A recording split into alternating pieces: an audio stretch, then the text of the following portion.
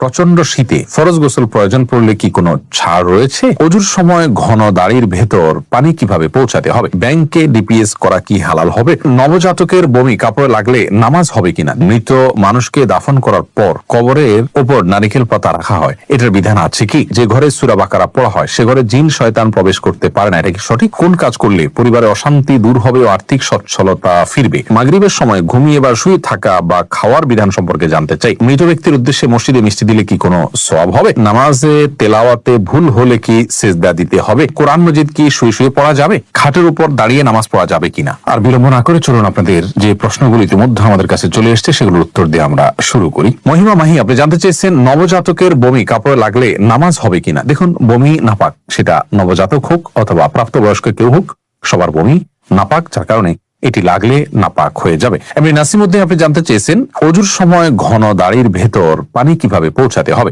দেখুন, পানি এভাবে কোষ করে ধরে আপনি যেভাবে ভিজিয়ে রাখেন তাহলে সেক্ষেত্রে যত ঘন দাড়ি হোক না কেন গোড়ায় চলে যাবে। এরপরে বোন সাদিয়া ইসলাম জানতেছেন, লোকমুখে শুনেছি জীবদ্দশায় 1 কেজি সুরমা লাগালে সে জান্নাতি, এটা কি সঠিক? না বোন, এরকম কোনো কথা নেই যে 1 কেজি পরিমাণ সুরমা লাগালে সে জান্নাতি হবে। তবে হ্যাঁ, মৌলিকভাবে সুরমা লাগানো রাসূল আকরাম সাল্লাল্লাহু আলাইহি ওয়াসাল্লামের সুন্নাহ এবং সে বিষয়ে নবী সাল্লাল্লাহু আলাইহি ওয়াসাল্লামের সুস্পষ্ট নির্দেশনা রয়েছে। আমরা সুরমা লাগাবো আমাদের সাধ্য অনুযায়ী, তবে 1 কেজি পরিমাণ লাগাতে হবে এমন কোনো কথা নেই, এটি মনে করার কথা। সজল শেখ আইডি থেকে আপনি জানতে চাচ্ছেন ব্যাংকে ডিপিএস করা কি হালাল হবে? শুধু ব্যাংকগুলোতে ডিপিএস করা হারাম হবে, যেহেতু সেখানে আপনাকে সুদ দেওয়া হবে, সুদ ভিত্তিক লেনদেনের চুক্তি আপনার সাথে হয়ে যাবে সেজন্য। আর ইসলামী ব্যাংকগুলো যদি হয় তাহলে সেক্ষেত্রে বেশ কিছুটা ছাড় রয়েছে এবং সেটি কিছুটা কোনো কোনো ক্ষেত্রে এটি সন্দেহের মধ্যে পড়বে, শুবহাতের মধ্যে পড়বে, বাকি মৌলিকভাবে অন্য কোনো উপায় যদি কারো না থাকে এটি নাজায়েজ বা হারাম সরাসরি হবে না, তবে অ্যাভয়েড করতে বলে সেটাও ভালো, যেহেতু সংশয় বা সন্দেহ সেখানেও রয়েছে। মাহফুজ আহমেদ মুন্না জানতে চেয়েছেন মৃত মানুষকে দাফন করার পর কবরের উপর নারিকেল পাতা রাখা হয়, এটার বিধান আছে কি? না, মৃত ব্যক্তিকে কবরে দাফন করার পর নারিকেল পাতা রাখার কোনো নির্দেশ কোরআন হাদিসে কোথাও দেওয়া হয়নি, বরং রাসূল আকরাম সাল্লাল্লাহু আলাইহি ওয়াসাল্লাম একটা কবরে তিনি ডাল গেড়েছেন এমনটি পাওয়া যায়, সেটি একটা কবরেই গেড়েছেন, এছাড়া অন্য কোনো কবরে বা সচরাচর সব কবরে তিনি ডাল গেড়েছেন এমনটি পাওয়া যায় না, যার কারণে কবরে কোনো কিছু গাড়তে হবে এমন কোনো কথা ইসলামী শরীয়ত অনুযায়ী নির্দেশিত নয়। মুজাহিদুল ইসলাম শওকাত, আপনি জানতে চেয়েছেন যে ঘরে সূরা বাকারা পড়া হয় সে ঘরে জিন শয়তান প্রবেশ করতে পারে না, এটা কি সঠিক? যদি সঠিক হয় তবে সূরা বাকারা কতটুকু পড়তে হবে? ভাই মুজাহিদুল ইসলাম, এটা সঠিক এবং এ সম্পর্কে রাসূল আকরাম সাল্লাল্লাহু আলাইহি ওয়াসাল্লামের স্পষ্ট হাদিস রয়েছে। সূরা বাকারা যদি তেলাওয়াত করা হয় কোনো বাসায়, সেখানে জিন শয়তান প্রবেশ করে না, এক্ষেত্রে কতটুকু তেলাওয়াত করবেন? এর উত্তর হলো যে আপনি তেলাওয়াত করতে থাকবেন শুরু থেকে শেষ পর্যন্ত, কোন লিমিটেশন নাই যে এত আয়াত পড়বেন, যত বেশি পড়বেন বারবার পড়তে থাকবেন। নিজে পড়তে না পারলে তেলাওয়াত রেকর্ডকৃত তেলাওয়াত চালু করে রাখবেন, যদি অনেক উলামা একরাম সেটিকে যথেষ্ট নয় বলেছেন, কিন্তু আমরা দেখেছি রেকর্ডকৃত তেলাওয়াত চালু করে রাখলেও বাসা বাড়িতে জিনের উপদ্রব কমে যায়, মানুষ অনেকটা সুরক্ষিত হয়ে যায় আলহামদুলিল্লাহ। এরপরে আব্দুল্লাহ মাহমুদ জানতে চেয়েছেন ইউটিউব চ্যানেলে নামাজে তেলাওয়াতে ভুল হলে কি সেজদা দিতে হবে? দেখুন, নামাজে যদি তেলাওয়াতে ভুল হয় তাহলে সেজদা দেওয়ার ব্যাপার নাই, আপনার ভুলটা হয় অর্থ বিকৃত হওয়ার পর্যায়ের ভুল হবে না, তাহলে তো কোনো অসুবিধাই নেই। আর যদি অর্থ বিকৃত হওয়ার মতো ভুল হয় সেক্ষেত্রে আপনি 3 আয়াত বা যতটুকু না পড়লে নয় এতটুকু পড়ে ফেলেছেন, তারপরে যদি ভুল হয় তাহলে ইনশাআল্লাহ সেখানে আপনার সালাত হয়ে যাবে। কোনো কোনো ক্ষেত্রে অর্থ বিকৃত হওয়ার মতো ভুল যদি হয় তাহলে সেক্ষেত্রে আপনার সালাত হবেই না, সিজদা সাহুতে এটি কুলাবে না। নুসরাত জাহান ইমু, আপনি জানতে চেয়েছেন মৃত ব্যক্তির সামনে আগরবাতি জ্বালানো যাবে কিনা। দেখুন, আগরবাতি মূলত জ্বালানোর নির্দেশ হলো সুঘ্রাণের জন্য, অতএব মৃত ব্যক্তিকে রেখেছেন, তার দেহ থেকে কোনো দুর্গন্ধ আসতে পারে, সেই জায়গা থেকে আপনি সুঘ্রাণ যুক্ত কোনো কিছু ব্যবহার করতেই পারেন, আগরবাতি জ্বালাতেই পারেন।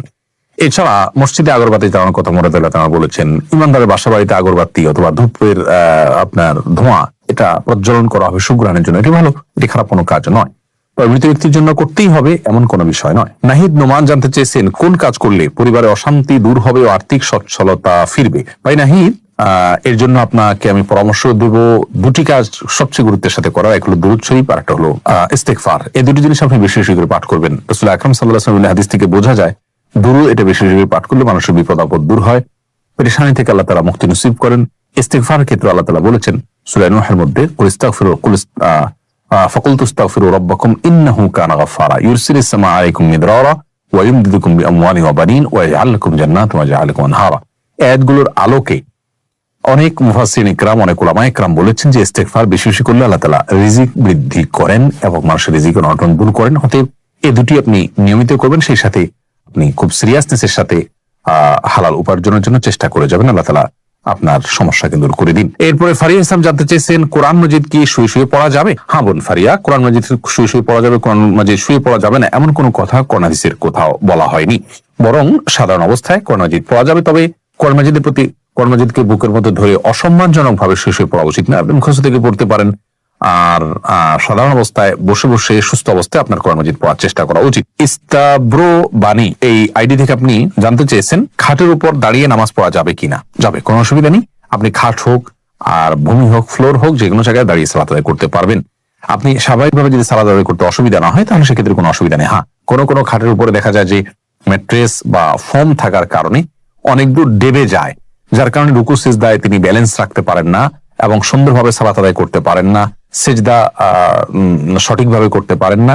এরকম যদি হয় তাহলে সেক্ষেত্রে তার জন্য খাটে দাঁড়িয়ে সালাত আদায় করা উচিত হবে না। এটা কমপক্ষে মাকরুহ হবে, অপছন্দনীয় হবে, তবে সালাত হয়ে যাবে। যেহেতু সালাত স্বাভাবিকভাবে করতে তার অসুবিধা হয়, শরীরে ব্যালেন্স ঠিক রাখতে পারে না, রুকু সিজদা যথাযথভাবে করতে অসুবিধা হয় এবং মনোযোগের ব্যাঘাত সৃষ্টি হয়, যার কারণে এরকম জায়গায় সালাত করা উচিত না। আর যদি এতটা নরম না হয় তাহলে সেক্ষেত্রে সাধারণ খাটে বা চকিতে সালাত আদায় করতে কোনো অসুবিধা নেই। সুজন মুখতার আপনি জানতে চেয়েছেন, ইউটিউব চ্যানেলে স্বপ্নে সহবাস করতে দেখলে গুনাহ হবে কিনা? না, এর কারণে কোনো গুনাহ হবে না, কারণ এটি বান্দার ইচ্ছার ভিন কোনো বিষয় নয়, বান্দার ইচ্ছাধীন বিষয় নয়, এমন বিষয় জন্য আল্লাহ তাআলা বান্দাকে পাকড়াও করবেন না। জান্নাত আরা জুলি আপনি জানতে চেয়েছেন, মুরগি একাই জবাই করতে পারবে কিনা কারো হেল্প ছাড়া? হ্যাঁ, করতে পারবে, কোনো অসুবিধা নেই। মুরগিতে একজন ধরতে হবে এমন কোনো বাধ্যবাধকতা নেই। আপনি মুরগি যেভাবে খুশি সেভাবে জবাই করবেন, জবাই করাটাই হলো মুখ্য।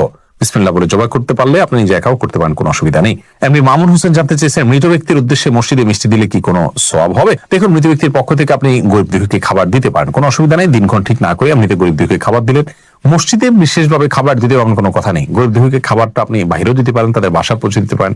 মসজিদ থেকে, মসজিদের সাধারণ মুসল্লিরা আছে তাদেরকে আপনি দান করতে পারেন মৃত ব্যক্তিকে সওয়াবের উদ্দেশ্যে, সেটাই হতে পারে।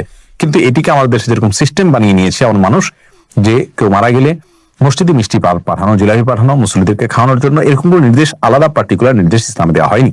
তবে হ্যাঁ, গরিবের মৃত ব্যক্তির পক্ষ থেকে আমরা সাদাকা করতে পারি, তার অংশ হিসাবে খাদ্য দান হতে পারে। সেটি গরিব অসহায় মানুষকে প্রাধান্য দিয়ে দেওয়া উচিত।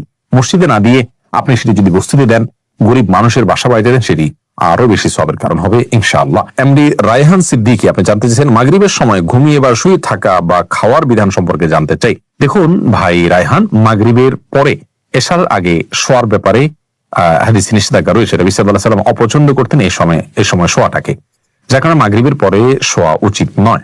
তবে যদি কেউ অসুস্থ থাকেন, শরীরে ক্লান্তি থাকে, তিনি শুয়ে আছেন ক্লান্তির কারণে, সেটি ভিন্ন বিষয়। কিন্তু সাধারণ অবস্থাতে এই সময় ঘুমানো নিষেধ, কারণ এই সময় ঘুমাইলে আপনার এশার সালাত তরক হয়ে যেতে পারে। তাছাড়া সকাল এবং সন্ধ্যার সময়গুলো আল্লাহকে স্মরণ করার সময়, জিকিরের সময় যেন এই সময় ঘুমিয়ে কাটাবেন না। শুধু সামান্য একটু শুয়ে থাকা এটা ভিন্ন বিষয়, এটা ইনশাআল্লাহ নিষেধাজ্ঞার আওতায় পড়বে না। এরপরে রাশিদুল ইসলাম শান্ত জানতে চেয়েছেন, প্রচন্ড শীতে ফরজ গোসল প্রয়োজন পড়লে কি কোনো ছাড় রয়েছে? ভাই শান্ত, প্রচন্ড শীতে ফরজ গোসল এর ক্ষেত্রে আপনি ঠান্ডা পানিতে গোসল করা কষ্টকর হলে আপনার জন্য ছাড় রয়েছে। সেই ক্ষেত্রে যদি ঠান্ডা পানি ব্যবহার করলে আপনার অঙ্গহানি হতে পারে, প্রচন্ড রকমের রোগ দেখা দিতে পারে, জীবন নাশের ভয় হয় আপনার, অথচ গরম করার কোনো ওয়ে না থাকে, এরকম যদি হয় তাহলে আপনি এমন করতে পারেন। এরকম কোন সিচুয়েশনে যদি পড়েন, এরকম কোনো জায়গায় যদি থাকেন। কিন্তু সচরাচর আমাদের দেশে যে পরিমাণ শীত পড়ে, কিছু যে এলাকাতে পঞ্চগড় ইত্যাদিতে অনেক বেশি শীত পড়ে, সেখানে এরকম কোন সিচুয়েশন থাকতে পারে। কিন্তু নর্মালি অন্যান্য এলাকাগুলোতে, ঢাকার আশেপাশে বা অন্যান্য জেলাগুলোতে যে পরিমাণ শীত পড়ে, তাতে পানি ব্যবহার করলে অঙ্গহানি হয়ে যাবে বা জীবন হুমকির মধ্যে পড়বে, এরকম পরিস্থিতিতে পড়ার সম্ভাবনা খুবই ক্ষীণ। সেই জায়গা থেকে এটি আমাদের জন্য করা জায়েজ হবে না, অর্থাৎ এমন করে নামাজ আদায় করা জায়েজ হবে না, গোসলই করতে হবে।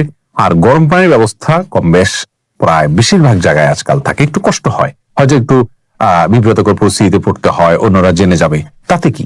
আমার তো আল্লাহ তাআলার ফরজ নির্দেশ পালন করতে হবে, যার কারণে এটি আপনার অবহেলা করা যাবে না। দাসীর সাথে সহবাস জায়েজ হলে টাকা দিয়ে পতিতালয়ে গেলে কি গুনাহ হবে? কারণ তখন তো সাময়িক সময়ের জন্য দাসী কেনা হয়। অত্যন্ত আফসোসের বিষয় যে প্রশ্নকর্তার দাসী সম্পর্কে ধারণা নাই। কৃত দাসী, সাধারণ দাসী না, কৃত দাসীর সাথে সহবাস করা জায়েজ আছে, স্ত্রীর মতো আচরণ করা জায়েজ আছে। কার জন্য? ওই কৃতদাসীর যে মালিক তার জন্য। কৃতদাসীকে তিনি মনে করেছেন কৃতদাসী মানে হলো বাসার কাজের লোক, নাউজুবিল্লাহ। কৃতদাসী হলো যুদ্ধের পরে, মনে করেন মুসলিমদের সাথে অমুসলিমদের যুদ্ধ হলো, সেই যুদ্ধের পরে পরাজিত যারা, তাদের মধ্য থেকে যারা বন্দী হয়ে চলে আসছে, যুদ্ধবন্দী, এদের মধ্যে পুরুষদেরকে বলা হয় কৃতদাস আর মেয়েদেরকে বলা হয় কৃতদাসী। তাহলে যুদ্ধবন্দী হিসাবে গ্রেপ্তার হয়ে কোনো একটা পক্ষের হাতে না আসলে তাকে কৃতদাসী বলা। যদি একটা লোক কাজের লোক হয়, কাজের বুয়া হয়, হ্যাঁ, পুরুষ হোক মহিলা হোক, সে কখনো কৃতদাসী না। দাস কৃতদাসী, যাকে ক্রয় করা হয়, বিক্রয় করা হয়, এ অপশন আছে। এখন কৃতদাসী যদি যুদ্ধবন্দী হিসাবে আসে, যে ব্যক্তির মালিকানায় আসবে, অর্থাৎ যোদ্ধাদের মধ্যে যে বন্টন করা হবে যুদ্ধলব্ধ সম্পত্তিতে, যার ভাগে পড়বে সে তার মালিক, সে চাইলে তাকে রাখতে পারে, চাইলে তাকে বিক্রিও করে দিতে পারে। এ হলো কৃতদাসী সম্পর্কিত সংক্ষেপে কথা। এখানে কৃতদাসীর সঙ্গে সহবাস করাকে ইসলাম অ্যালাউ করেছে কেন? এটা নিয়ে আমাদের নাস্তিক ভাইদের বা নাস্তিক বন্ধুদের প্রশ্নের কোনো শেষ নেই। তারা বলে, হ্যাঁ, একজন কৃতদাসীর সাথে ইসলাম সহবাস করাকে কিভাবে বৈধ করেছে? কেন বৈধ করেছে আমি সংক্ষেপে শুধু বলতে চাই। মনে করুন বাংলাদেশের মানুষের সাথে অন্য কোনো দেশের মানুষের যুদ্ধ হলো, যুদ্ধে যারা গ্রেপ্তার হয়ে বাংলাদেশের মানুষের কাছে চলে আসলো, তাদেরকে যদি পরাজিত শক্তি যারা, তারা তাদের যুদ্ধবন্দীদেরকে নেওয়ার জন্য কোনো চুক্তিতে আসতে পারলো না, যে কোনোভাবে নিতে পারলো না, ফেরত নিতে পারলো না, এখন এই লোকগুলা যুদ্ধবন্দী হিসাবে যাদের হাতে আছে তাদের কাছে কিভাবে থাকবে? ছেলেদেরটা তো যেমন তেমন কাজকাম করলো, সমস্যা নেই। মেয়েরা তো বাসা বাড়িতে থাকবে। তাহলে এই মেয়েটা বাসা বাড়িতে থাকলে তার নিরাপত্তার কোনো রাস্তা আছে? কোনো রাস্তা নেই।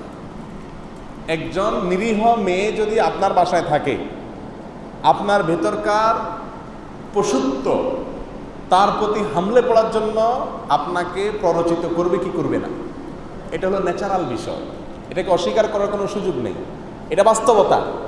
এই জন্য ইসলাম বিধান রেখেছে যে ওই ব্যক্তি যিনি সেই কৃতদাসীটাকে পাবেন, তার ভাগে বন্টন করা হবে, তাকে দেওয়া হবে রাষ্ট্রপ্রধানের পক্ষ থেকে, সেই ব্যক্তির স্ত্রীর মতো হয়ে যাবে। এই কৃতদাসী তার জন্য কি হয়ে যাবে? স্ত্রীর মতো হলে তার সন্তান, তার ভাই, তার অন্য কোনো লোক তার দিকে লোলুপ দৃষ্টিতে তাকাবার কোনো স্কোপ থাকবে না। এটা হলো তার জন্য এক ধরনের নিরাপত্তা নিশ্চিত করা। আমি কি বুঝাতে পারছি? এই লোকটা যদি তাকে বিক্রি করে দেয়, কেমন যেন একজন মেয়েকে তালাক দিয়ে আরেক জায়গায় বিয়ে দেওয়ার মতো। তখন যিনি কিনলেন ওই ব্যক্তি তার জন্য ওই প্রথম ব্যক্তির মতো স্বামীর জায়গায় থাকবে। শুধু তাই নয়, ইসলামী শরিয়ার বিধান হলো এই মহিলা থেকে যদি কোনো বাচ্চা হয় ওই ব্যক্তির, তাহলে সেই বাচ্চা হওয়ার সঙ্গে সঙ্গে এই মহিলা চিরকালের জন্য সাধারণ কৃতদাসীর নাম থেকে বের হয়ে যাবে। অর্থাৎ এই মহিলাকে আর সে চাইলে আপনার কি করতে পারবে না? বিক্রি করতে পারবে না। তাহলে কৃতদাসী এক জিনিস আর কাজের বুয়া আরেক জিনিস। আপনি কৃতদাসীর সাথে সহবাস করা যায়, সেজন্য পতিতালয়ে যাওয়াকে জায়েজ বলবেন।